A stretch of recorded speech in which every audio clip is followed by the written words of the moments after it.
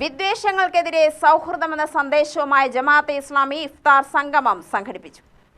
പാലക്കാട് നടന്ന സംഗമം മുസ്ലിം ലീഗ് ജില്ലാ പ്രസിഡന്റ് മരക്കാർ മാരായമംഗലം ഉദ്ഘാടനം ചെയ്തു.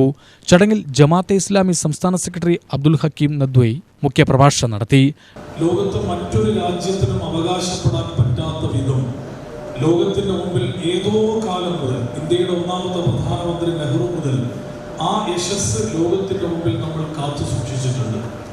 പക്ഷെ ഇന്ന് നമ്മുടെ രാജ്യം ആ ഒരു അവസ്ഥയിൽ നിന്ന് താഴോട്ട് പോയിക്കൊണ്ടിരിക്കുകയാണ്. എന്ന് പറഞ്ഞാൽ മനോഹരമായ വസ്ത്രം നെയ്തുണ്ടാക്കിയ പെൺകുട്ടി ആ വസ്ത്രത്തിന്റെ നൂല് പൊട്ടിച്ചു കളയുന്നത് പോലെ നമ്മുടെ രാജ്യം എത്തിപ്പെട്ട ആ പ്രതാപത്തിൽ നിന്ന് ഓരോ ദിവസങ്ങൾ കഴിയുന്തോറും നമ്മൾ താഴേക്ക് വന്നുകൊണ്ടിരിക്കുകയാണ്.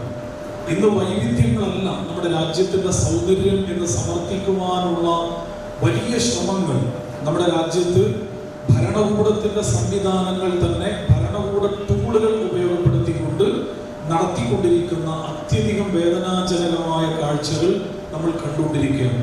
DCC president Thankappan, secretary KC Preeth, Chittur Tathamangalam നഗരസഭാ ചെയർമാൻ സുമേഷ് അച്യുതൻ, പിന്നോക്കക്ഷേമ വകുപ്പ് executive director VS Muhammad Ibrahim, child welfare committee അംഗം ദീപ ജയപ്രകാശ്, ഫോർവേഡ് ബ്ലോക്ക് സംസ്ഥാന സമിതി അംഗം രാജേന്ദ്രൻ നായർ, പട്ടികജാതി സംസ്ഥാന സെക്രട്ടറി മായാണ്ടി, അഡ്വക്കേറ്റ് തോമസ് ശിവദാസൻ, തഹസിൽദാർ മുഹമ്മദ് റാഫി, റഹ്മത്ത് അലി, കവിയത്രി തുളസി കേരളശ്ശേരി തുടങ്ങിയവർ പങ്കെടുത്തു.